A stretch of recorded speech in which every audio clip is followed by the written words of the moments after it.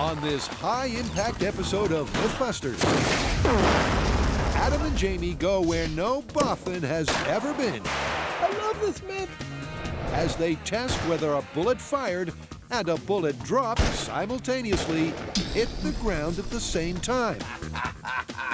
That is science. Meanwhile, Carrie, Tori, and Grant I can't wait. punch, pummel, and blast their way through another fantastic fable. That might knock Buster's socks off. Is it ever possible to literally knock someone's socks off? That was awesome! Who are the MythBusters? Adam Savage Am I missing an eyebrow? and Jamie Heineman. Hey, no guts, no glory. Between them, more than 30 years of special effects experience. Joining them, Grant Imahara, For science. Tori Belleci, We do that again? and Carrie Byron. One word for this. Splat. They don't just tell the myths, they put them to the test.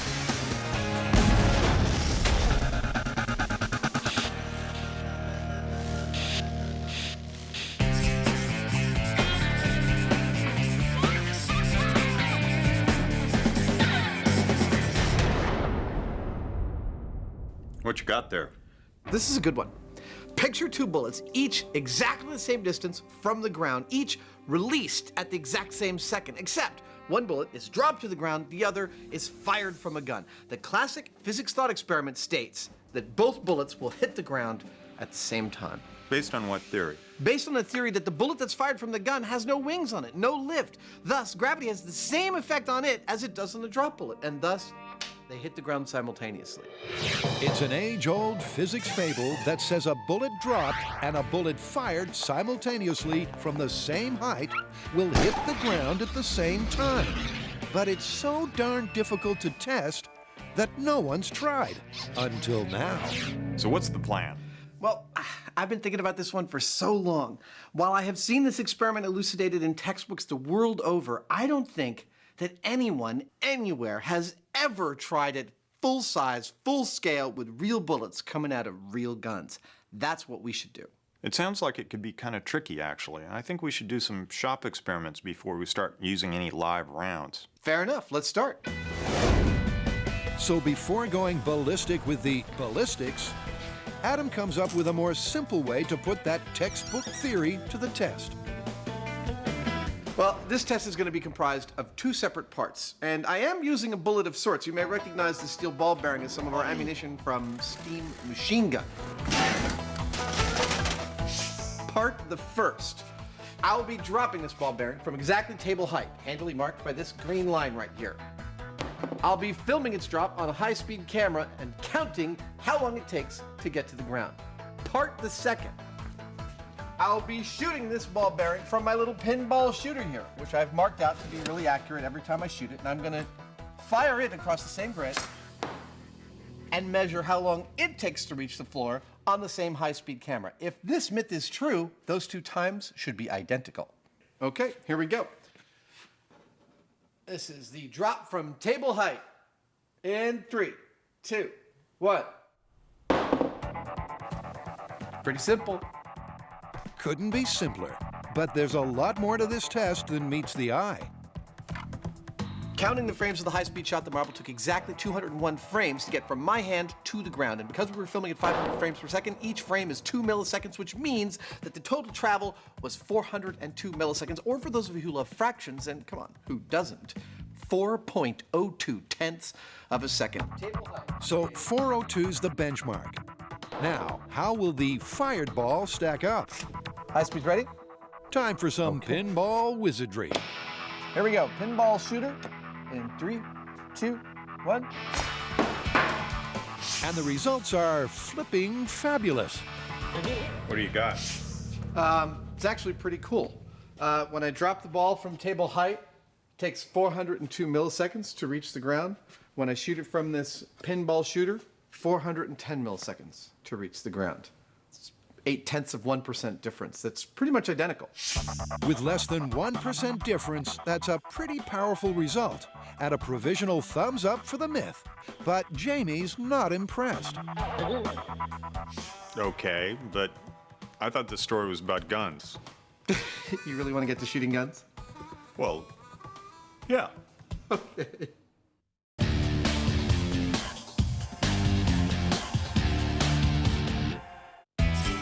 Meanwhile, Carrie's got the next myth in the bag. Check this out. What's with your dirty laundry?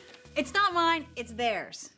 Remember we asked the fans to send us their socks? Yeah, exactly. The fans wanted to know what happens to their missing socks in the laundry. Well, yes, that was the original idea, but I think we're gonna have to make a little last-minute change here. All right, so what's the change? Well, check this out. Dear MythBusters, here's some socks of mine, but rather than the washing test, can you use them to test the phrase, "It knocked my socks off"? I like it. Yeah, take a look. A lot of these letters say the same thing. They want us to test that phrase. Well, if the fans want us to test the knock your socks off idiom, who are we to deny them? Sounds good to me. This sock it to 'em saga comes from the world of boxing, when a particularly powerful pugilist was said to be so strong he could knock someone clean out of their socks. But is it really possible? All right, knocking your socks off. I mean, this is a weird one, but I like it. What's the plan? Well, since this idiom has its roots in boxing, I think we definitely need to start with some sort of heavy impact punch. And that pretty much rules any of us out. Okay, I got an idea. Let's get the nitrogen cannon from the superhero special, but instead of firing a grappling hook, we reconfigure it to fire a fist, giving Buster the biggest uppercut of his life. Well, you know what it sounds like to me? It's time for the main event. What are your corners? In a long line of lethal inventions, Grant says this is one of the most dangerous he's ever built. But will it do the job on Buster? So, to deliver the kind of punch that might knock Buster's socks off, I've taken this out of retirement. It's our nitrogen cannon from the superhero special. We fired a grappling hook to try and turn the Batmobile around a 90-degree corner. We hit it! And today, Grant is modifying the cannon to blast a killer punch to Buster's jaw, while Tori's turning out the all-important fist. So what I have here is a solid steel rod that's gonna go into the cannon. On the end of it, I'm gonna attach a rubber fist. So I'm gonna be using a high-density, high-impact resistant rubber. I'll be able to weld it to the punching rod, stick it into Grant's cannon, fire it up at Buster's jaw, and see if we can knock his socks off. But right now, just pulling Buster's socks off is a problem. Now, this is what a sock getting pulled off a human's foot looks like. But a rubber Simulate dummy provides a slippery solution. Now, the Simulate has similar properties as a human body. The sock just slips right off, but the Simulate is not strong enough to withstand the kinds of impacts that we're gonna be testing with. So what we need to do is transplant his legs onto Buster's body. Oh, we also wanna thank Corporal Christopher Edwards for sending in his socks to help us with this demonstration.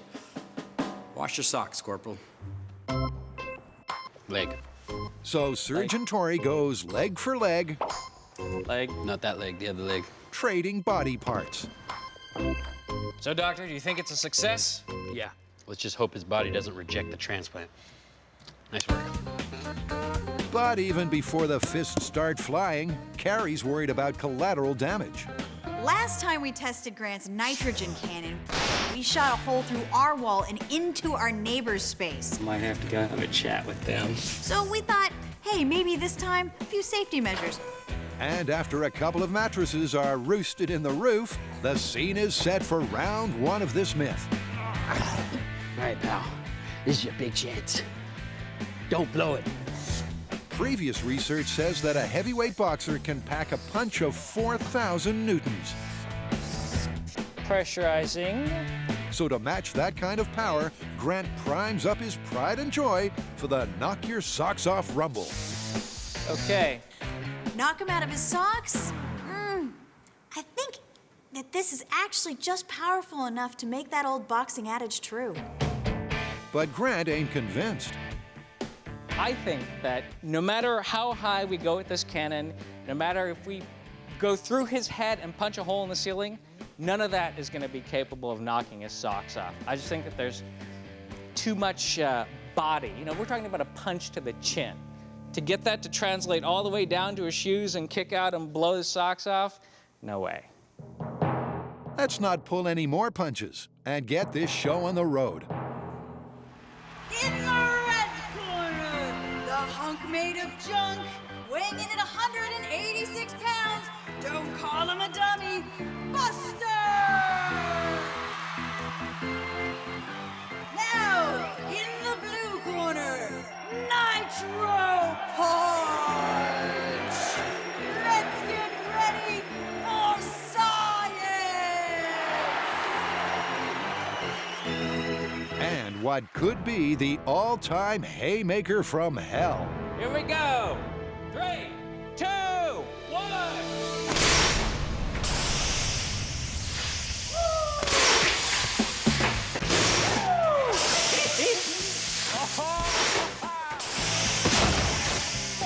PSI was really intense. Yeah, we took out the lights. Woo!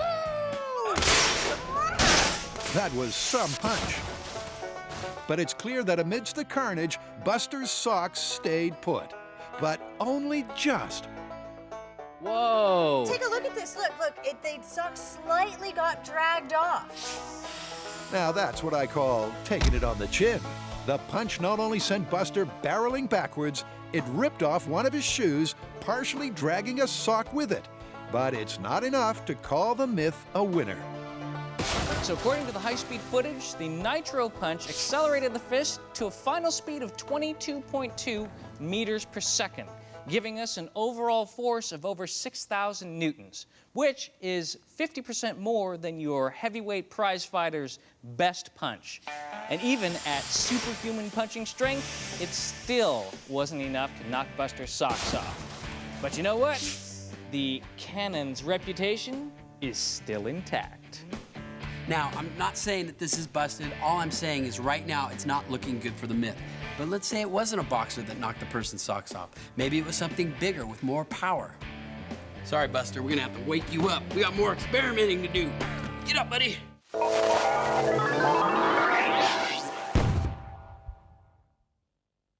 Bullet baloney or physics fact. This test is so hard, no one's ever dared try it. Does a bullet fired and a bullet dropped simultaneously from the same height hit the ground at the same time? Before breaking out the real bullets, Adam's letting loose with something a little more manageable. A paintball gun. Perfect. We've mounted this paintball gun so that not only is it perfectly level, but it's tuned back so that the paintballs will actually hit the ground before they hit the end of the shop. This should allow us to do some perfect comparisons between a fired projectile and a dropped projectile. Which brings the MythBusters neatly to their next challenge. If I fire a paintball gun from this gun and catch a shot of it on the high-speed camera at the other end of the shop hitting the ground, how do I know exactly when it left the gun? I'll tell you how. I've got a switch hooked up right here to the trigger of this gun. When I pull it, this battery powers an LED down there hooked up to our high-speed camera. All right, here we go. So without further ado, Adam does the fire test. The high speed records the moment the light comes on and the paintball hitting the ground. Look at how beautiful that is. Making it possible to precisely time how long the journey from gun to ground takes, which, for this test, is exactly 555 milliseconds. That is science. Now, Adam gets ready for part 2 of the experiment. So I'm just about to hold this paintball up at exactly the level of the barrel. I'm going to use a laser level to help me know it. Film it on high speed and time exactly how long it takes to get from my fingers to the ground. I will then compare that time to the fired paintball. Paintball drop test in 3, 2, 1. This time, the difference between the fired and dropped paintball is 59 milliseconds. A lot more than the 8 millisecond gap between the fired and dropped ball bearing, which has the MythBusters scratching their heads. Well, this is a conundrum. Our first 2 experiments seem to contradict each other. However, I think the culprit lies in the paintballs themselves. Watch this. See those trajectories? Each one's different. They're curving. That tells me that the irregular surfaces of the paintballs, manufacturing vagaries, is causing these things to have aerodynamic artifacts that makes them inaccurate, and thus, I think, renders the paintball test invalid. I don't see anywhere to go with this except to start using real bullets, and soon.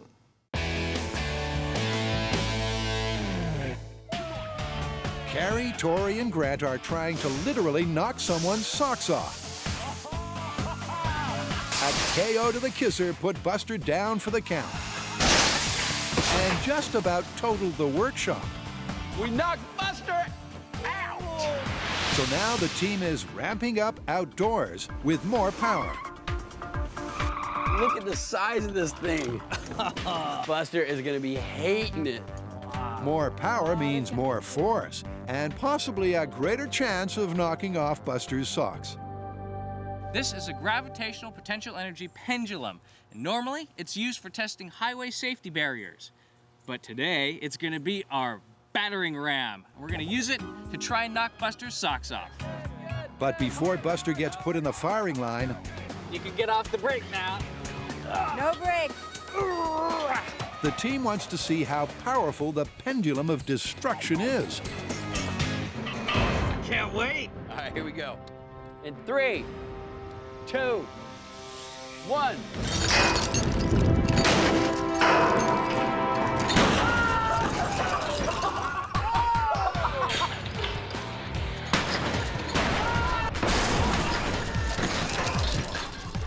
That might knock Buster's socks off. Come on, let's see.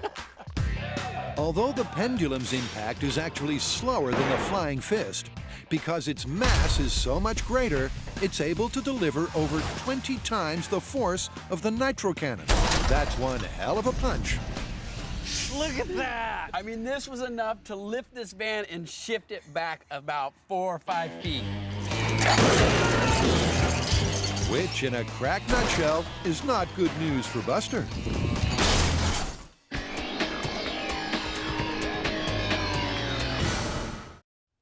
So far, testing whether a slug fired and a slug dropped simultaneously hit the ground at the same time Oh, a little too powerful. has been a mixed bag for Adam and Jamie. Perfect. In 2 small-scale tests, the myth was falling towards confirmed in one, It's pretty much identical. but busted in the other. So, what now?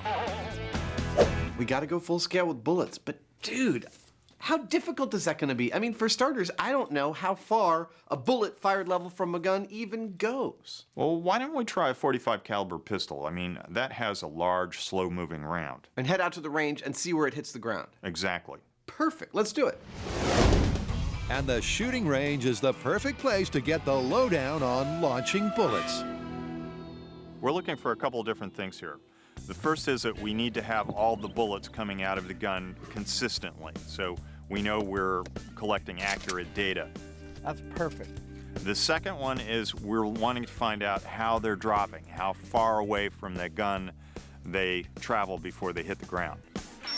And before the boys blaze away, they're rigging the gun rigid and level, exactly 36 inches off the ground.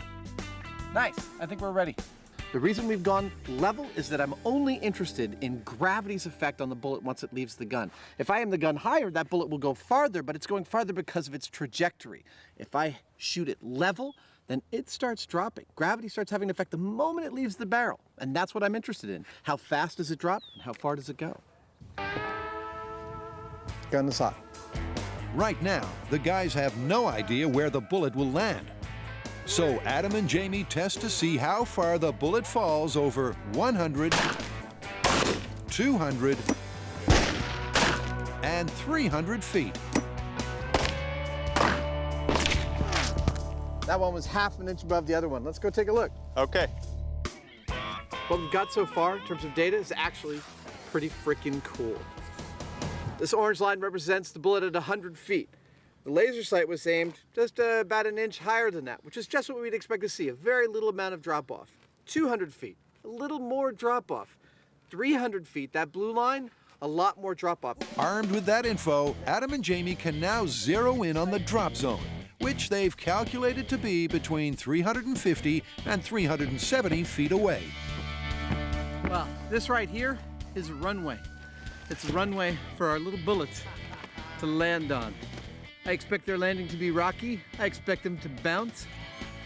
But most of all, I expect to be able to see where they land by the marks they make on this white paper. And hopefully, where they land is a reasonably discreet space. Firing in 3, 2, 1. Oh, that looks like we might have hit it. And after letting loose one more time, Adam and Jamie discover the bullets are biting the dust roughly 360 feet from the gun. I think we got what we came for. We've been able to predict fairly consistently where the bullets are hitting the ground. But the problem is we're outside, we could get a breeze that might kind of skew the results. And also, and this is the most important thing, the ground here is really uneven. So to go forward from here, we need a perfectly flat surface to work off of. Well, all we need now is 400 feet of flat floor. I think I might be able to handle that.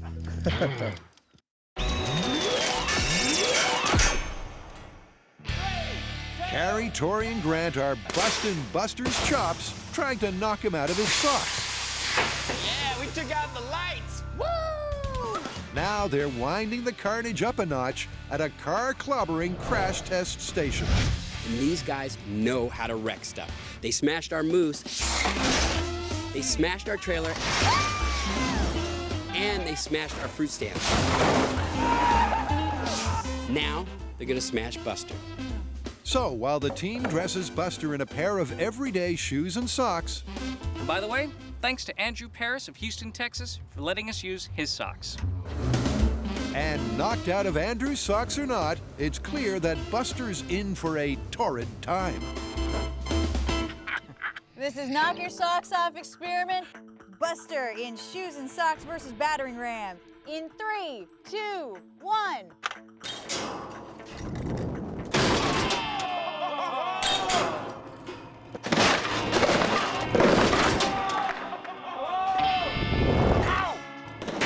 Shoes didn't come off at all. Let's see if they loosened it all.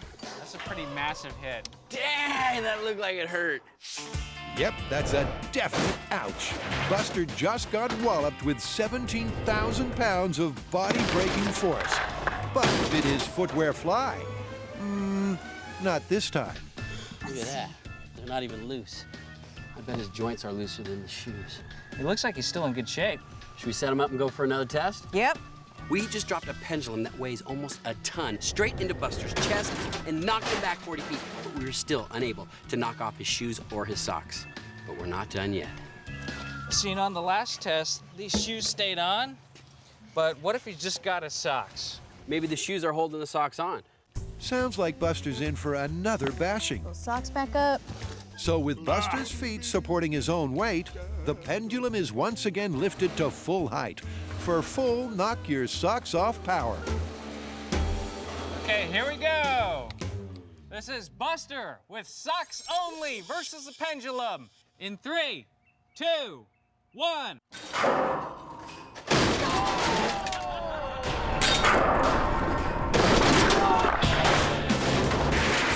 Yeah! His head came off. But look, one of his socks is knocked almost completely off. Yeah, but still technically on. Yeah, he didn't get knocked out of him Oh, necessarily. you guys are so hard to satisfy. Maybe Carrie should take a look at the high speed before she gets carried away. Here comes the pendulum. That's all I did. Woo! Look at his feet go straight back, but his socks haven't come off yet. Wow. Still on. Oh, there it is. It's dragging along the ground. It's not knocking him out of his socks. Okay, so that doesn't count. No. Confirming this myth is turning out to be as tough as Buster's stay-put socks.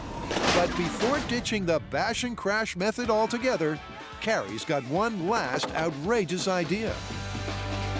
Now This suggestion came from a fan. Apparently he lives in a really hot climate and the asphalt gets really sticky. So best case scenario, Buster's shoes get stuck to the asphalt, it's really hot outside, and then he gets knocked out of his socks. But instead of using glue to make it sticky, I'm actually screwing his shoes down to make sure that they stay stuck. Yeah. His shoes should stay. Hopefully he'll go. That's the idea. Now hopefully it pulls the socks off. All right, let's go. So, can this be the moment? Will Sock's resistance be no match for a screwed down shoe and let Buster's bare feet fly free? All right, this is the fan request. Sticky shoes stuck to the ground. Here we go. In 3, 2, 1.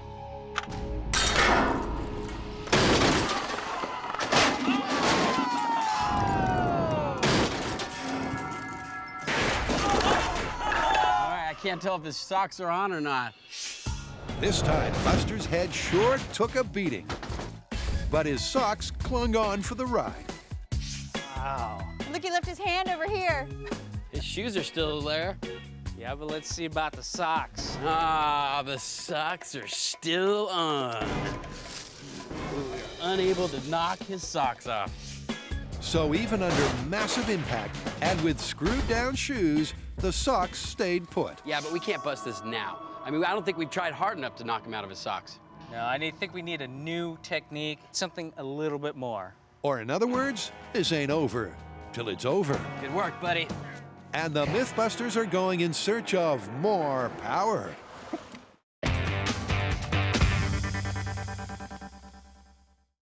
Socks. Sometimes they just seem to have a mind of their own. But can they ever be knocked off your feet? Okay, so far Buster's lost a shoe, but no socks. Yeah, the impact doesn't seem to be working out.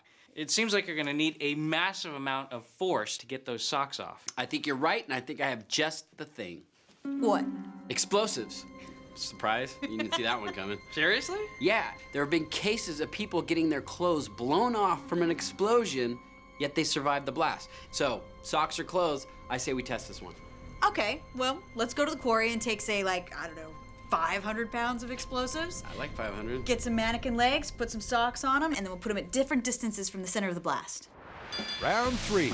Knock your socks off with an explosive shockwave. And you couldn't have picked a nicer day for it. Wow. Oh my gosh, this is awesome. All right, you guys ready to map out the grid for our experiment? Sounds great. X marks the spot. This is just like making crop circles. I know, exactly. The mannequin legs are going to be screwed onto these stands. Then positioned on a circular grid at various distances from the explosion. This is the blast center. This is where we're gonna be setting off a 500-pound explosion. Hopefully that blast will give us enough power to knock off the socks. Now, we're gonna put our first set of legs 15 feet away from the blast, then 25 feet, 35 feet, 45 feet, and finally 55 feet away. This way we have a variety of distances from the blast, because the closer you are to the blast, probably the more likely that your socks are gonna get knocked off. But let's face it, if you're standing too close to the blast, I'm sure you're gonna lose more than just your socks. Which is why the team are now adding "and living to tell the tale" to the knock your socks off myth. So in addition to knocking your socks off, a big part of this myth is survivability. And we measure the force of an explosion in pounds per square inch, or PSI. Just to give you an idea of what we're talking about, at 2.5 PSI, you're likely to rupture your eardrums. And we've calculated with 500 pounds of explosives at a range of 20 feet, you're gonna experience over 100 PSI, which means a very high likelihood of death.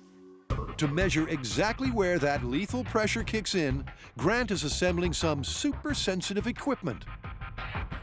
This is a burst disc made by our friends at Osico.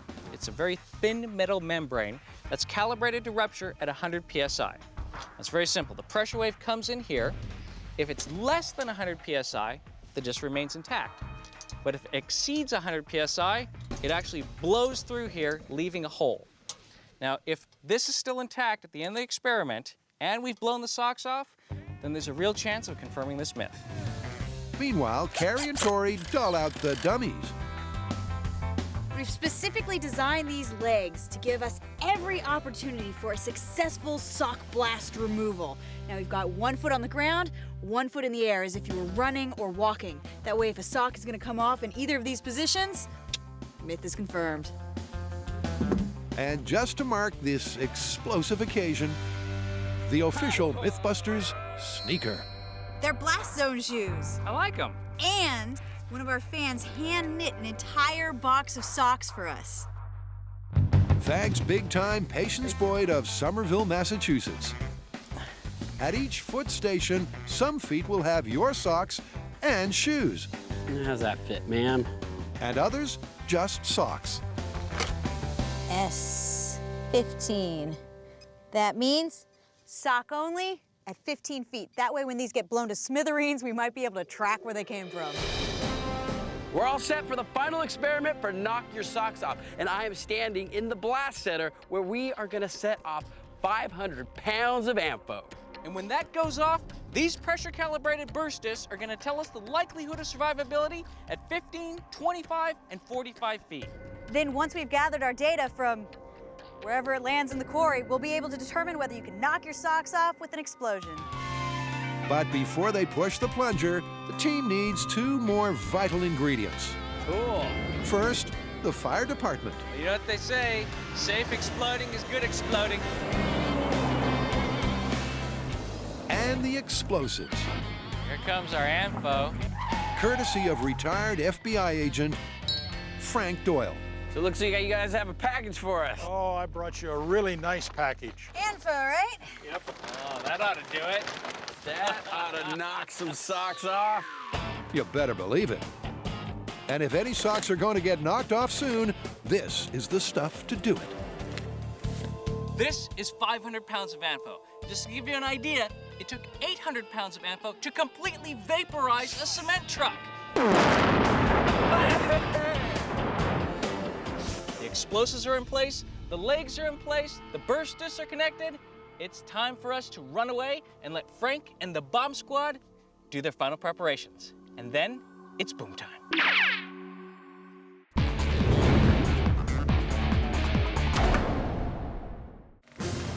Once upon a time in the Wild West, a fired bullet could just about settle any bust-up. All right. But is it true that a bullet dropped and a bullet fired simultaneously will hit the ground at the same time? That is science. Out at the range, All right. Good to go. Adam and Jamie found that a bullet from their .45 automatic flew 360 feet before it bit the dust. I love this, man. Now, all they need is a location to suit one of the most sophisticated experiments the MythBusters have ever attempted. And down by the shores of old San Francisco Bay, they've got one. Ah, look at that. It's magnificent.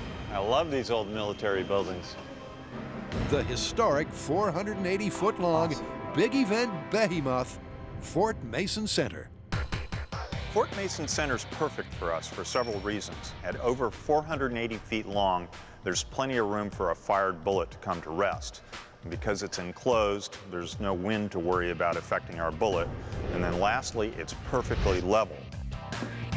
So with the gun rest in place at one end of the room, Adam's first job is to make sure it's exactly 36 inches off the floor. And firing level. I'm going to fire a bullet to that target 20 feet away. Now, within that 20 feet, the bullet's not going to drop at all. So as long as the bullet hole in that target is the exact same height off the ground as the barrel, I know I've got a perfectly level bullet. Seating the gun rest. Firing in 3, 2, 1.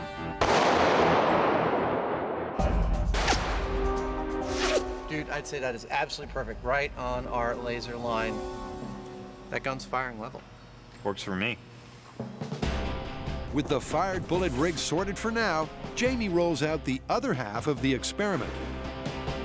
This is my bullet drop rig, and the key component is this electromagnet right here because it'll hold on to my bullet, and then on cue, it'll drop the bullet.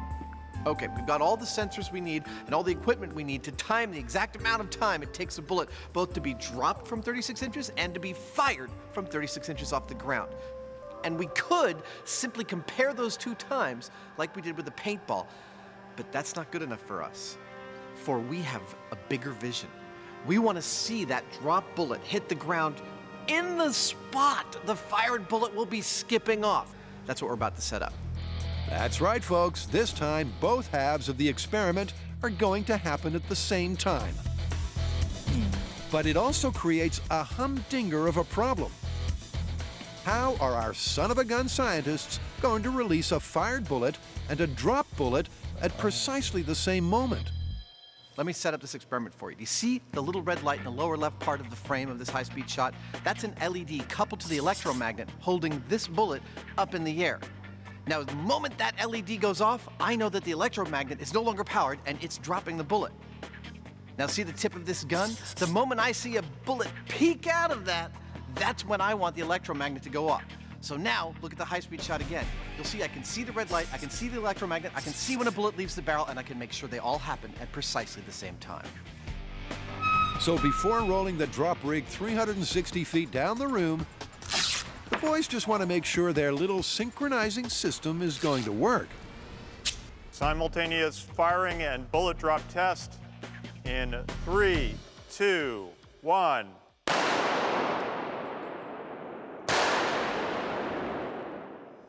Let's see how it looked on high speed. Where the MythBusters quickly discover they have a problem. Let's look back at the timing about when the light goes off. While the gun and the timing LED go off together, the dropped bullet decides to delay its journey south. It sits on that electromagnet for a while. Yeah. Do you think there's any residual magnetism or something like that? If you look at this high-speed shot of the bullet on the electromagnet, you'll notice it hangs out for 65 milliseconds. That tells me there's a lot of residual magnetism in the electromagnet itself, even though it's turned off, and it's no good as a mechanism for our drop. We've got to rebuild a mechanism, and we've got to rebuild it fast.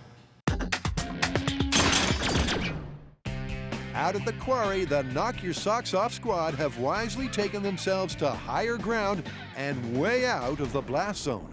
Our blast zone is set up way, way, way over there, but we've decided to come really, really far back to make sure all MythBusters, big and tiny, are perfectly safe. So in order to confirm this myth, we obviously need to have a foot with no sock on it, but it also has to be in the radius of survivability. Now what I think is anything that's within 50 feet of this blast, bear in mind this is 500 pounds of ammo, is just gonna be completely obliterated. Okay, you guys, the explosives are ready, the legs are in place, the bursters are set to go. Are you ready? Oh, I'm ready. You ready? Absolutely. All right, this is Knock Your Socks Off using a 500-pound explosion. Everybody look alive. Here we go in 3, 2, 1.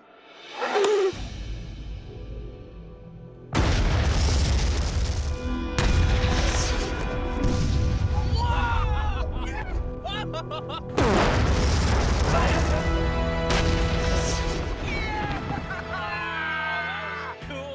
was awesome! Wow! God, the delay on the boom hitting you in the chest is incredible. That was sick! All right, let's go check it out. Remember, to confirm this myth, the team needs to find a sockless foot in a critical zone of human survivability. Whoa! Look at the size of that crater. Oh, wait, here's a sock. Wow. Ugh. Oh my God, there's a foot inside. It's still in there. That's disgusting. I don't think this counts. No, that's definitely not blowing your socks Dude. off. But a closer look at the blast zone reveals some explosive results. Check it out! No socks! What distances? What are they? 25 foot, and this is 15 feet. Well, they finally managed to knock some socks off. But would a human be walking away?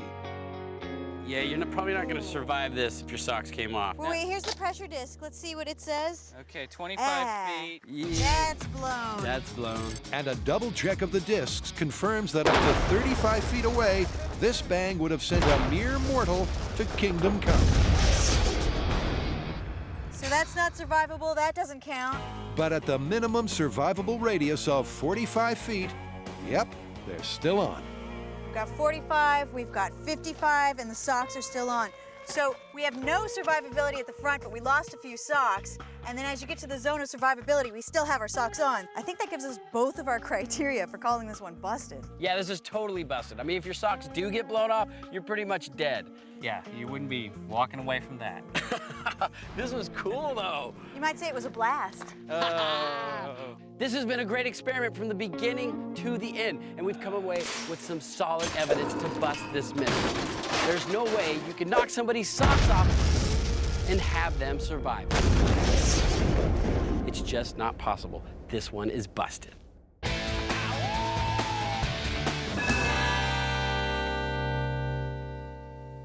Here we go.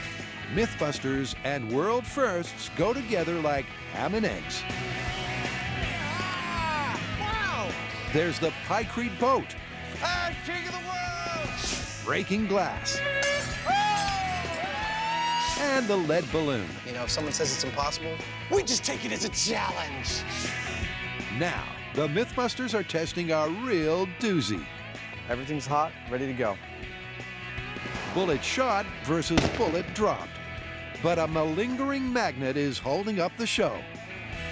As soon as it's released, it's just staying there. But do you think Adam's going to let something like that stand in his way? Awesome. That works. Oh no. So, the electromagnetic is gone. It's on the scrap heap. We've got a new little solenoid in there which will whoop, get out of the way and let the bullet drop. All we got to do is try it once, get our timings right, confirm them, and we should be ready to do this test. So the new simultaneous release system is ready for a test fire. All right, simultaneous release in 3, 2, 1.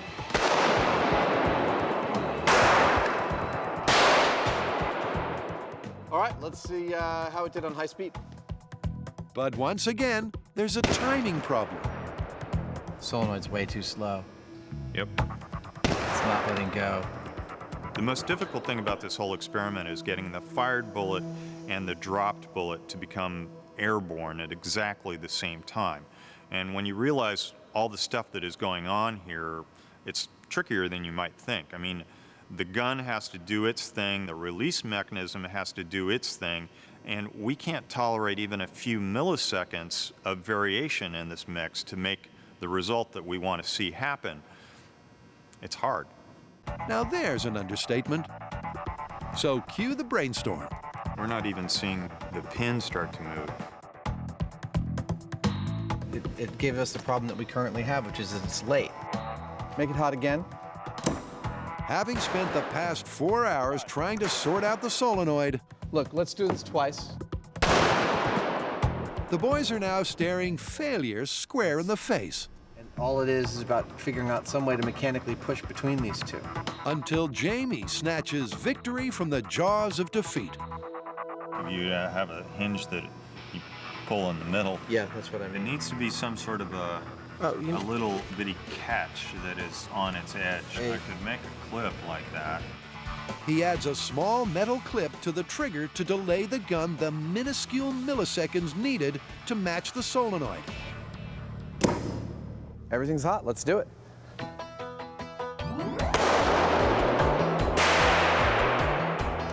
And after a few test fires and a bit of fine-tuning, it works. Bullet leaves done.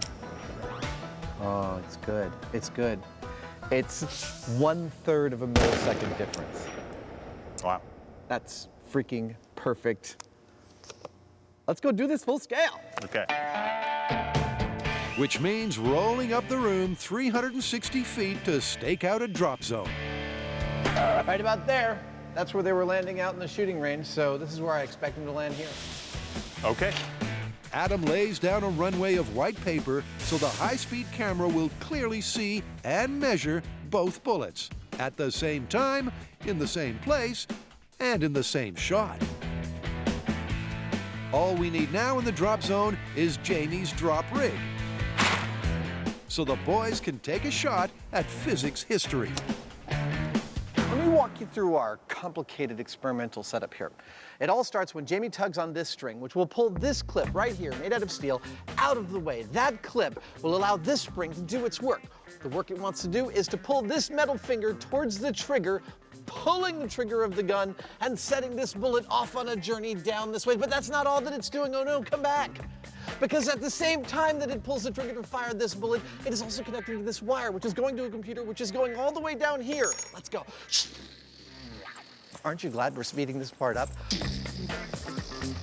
So, simultaneous with the signal that sends that bullet from the barrel of that gun, an electronic signal sends this bullet falling from our little drop rig so that hopefully when it reaches this point, it will meet its friend, the fired bullet, and all of it will be captured on that high-speed camera right there.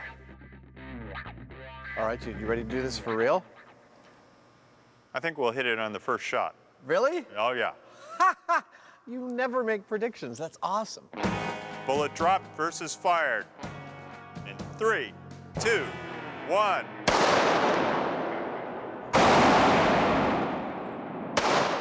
Adam's hoping this time that the bullet is as well placed as Jamie's optimism.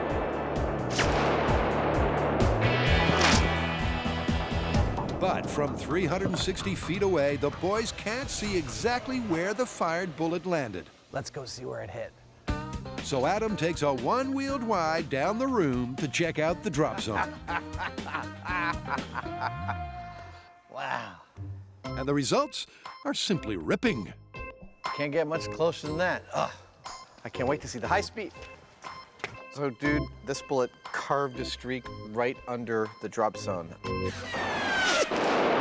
I think this might be the shot we've been looking for. In real time, it's impossible to tell what happened. Until Adam analyzes the high speed and crunches the numbers. 3677 minus 3915 equals 238 divided by 6. Dude, the difference is 39.6 milliseconds. Which means it's less than the human eye can make out. So after days of brain-teasing tests, the MythBusters can claim a world first for themselves. And a victory for physics. Let me put 39.6 milliseconds into some perspective for you. When you go to the movies and watch a projected celluloid film on the screen, you know that that film's made up of individual images, right? What you might not have known is that it takes 24 of those per second to make up the film that you're watching. So each one is on screen for exactly 1/24 of a second, but you don't notice that because it's faster than your eye can register. Well, that 1/24 of a second is actually longer than 39.6 milliseconds. That's how close those two bullets were. 2 bullets, 1 dropped, 1 fired. Amazingly, they ended up in the same place at the same time. Dude, this myth was every bit as much fun to test as I was hoping it would be. And I gotta say, even though the physics textbooks had it right, I love the fact that we did it full size with real unmodified bullets. I bet no one has ever tried that before. I think you're right. And whether it was ball bearings or bullets dropped or fired, they all hit the ground at the same time. Yep. Gravity, man. It's not just a good idea, it's the law. Confirmed. Confirmed.